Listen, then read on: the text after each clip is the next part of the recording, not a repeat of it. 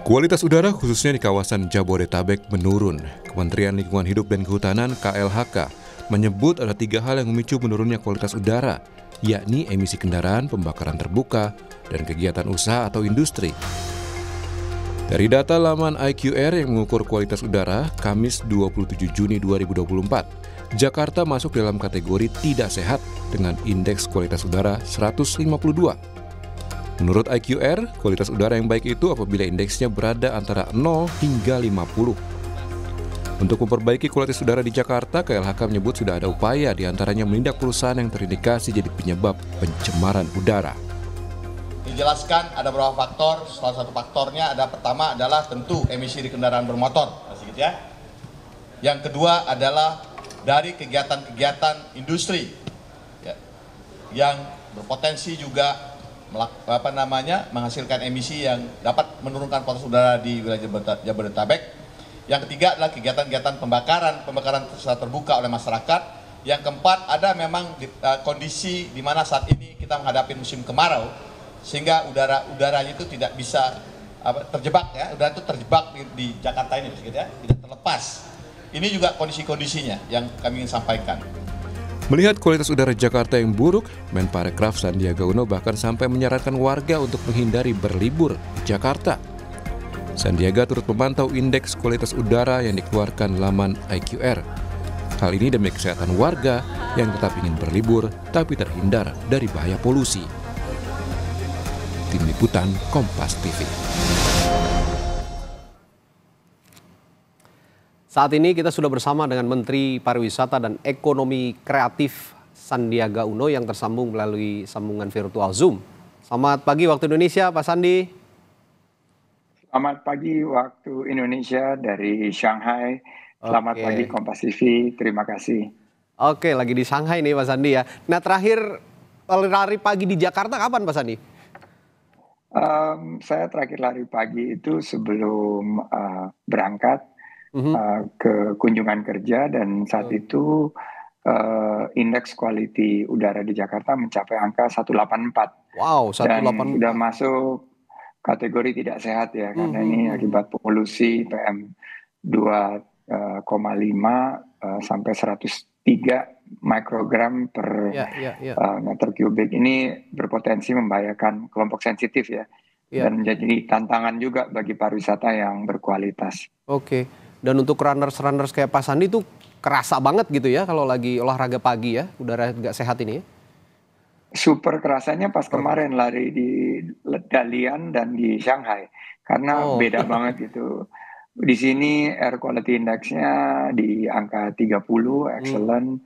Dan ya terlihat memang walaupun juga mirip-mirip Jakarta temperatur. Tapi udaranya terasa jauh lebih ringan.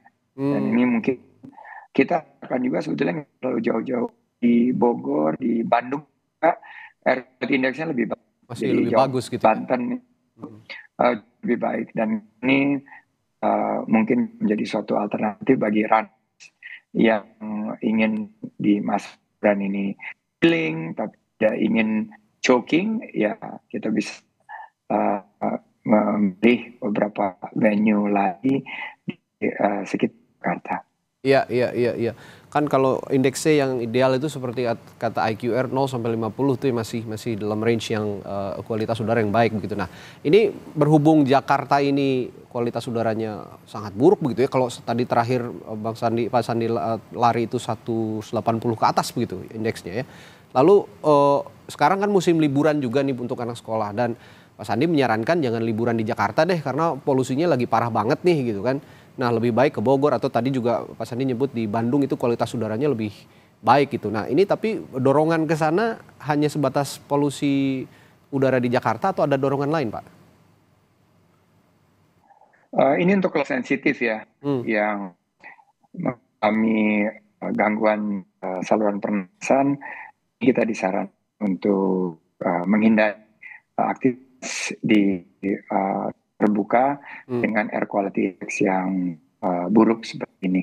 Tapi bukan artinya harus berwisata di luar Jakarta bagi yang seperti saya misalnya agak lebih tahan ya, Mhm. walaupun jadi akibatnya truk tenggorokan agak lebih rasa kurang tapi masih bisa libur juga di Jakarta dan bisa dikonsultasikan ke dokter.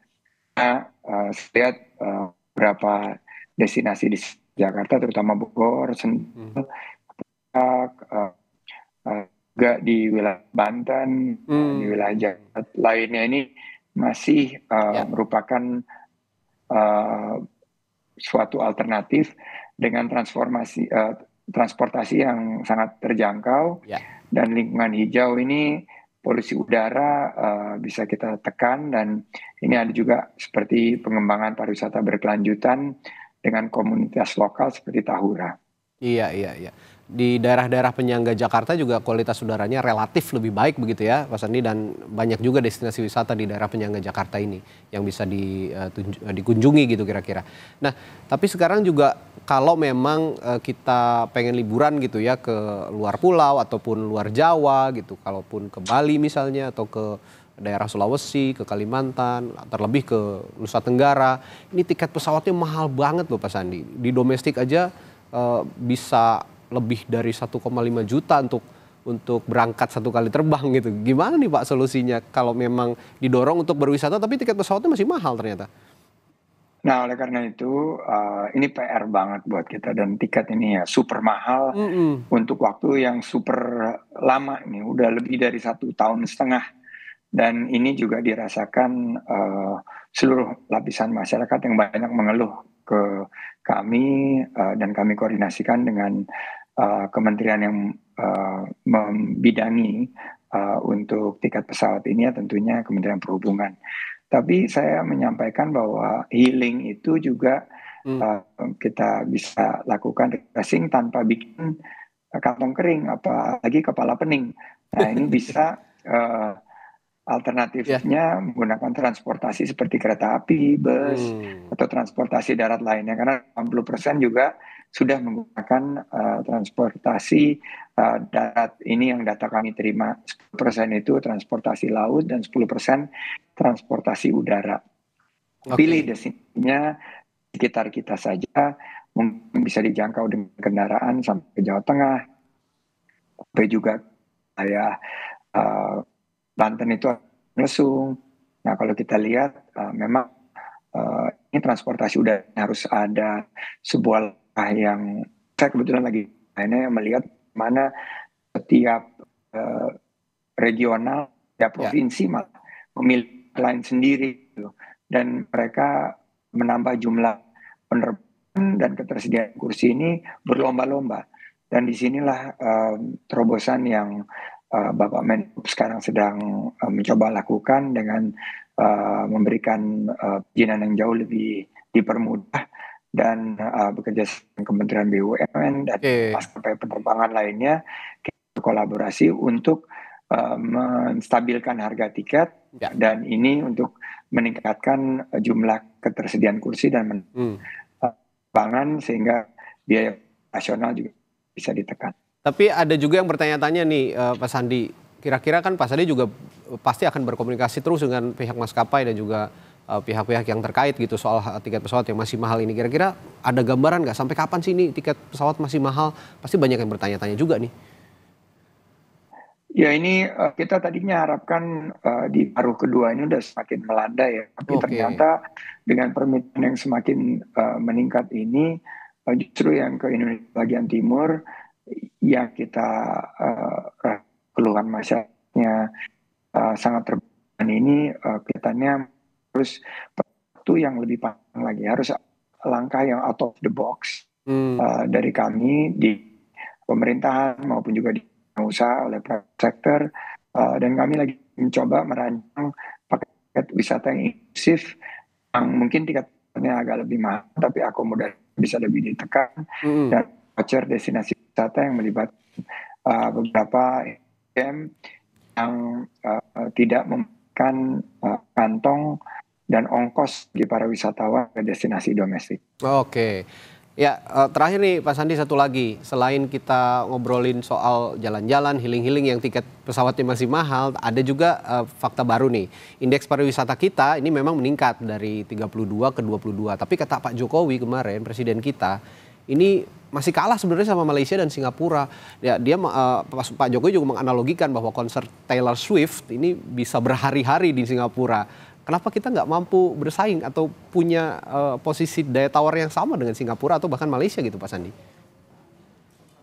Pak Presiden betul sekali dan mengingatkan kita, walaupun kita indeksnya secara keseluruhan sudah semakin jauh meninggalkan negara-negara tetangga kita, tapi faktanya bahwa konser ini masih sulit diadakan di Indonesia. Oleh karena itu terobosannya adalah mendigitalisasi layanan perizinan event-event internasional, event-event nasional dengan target waktu H-14 untuk event nasional dan H-1 untuk nasional.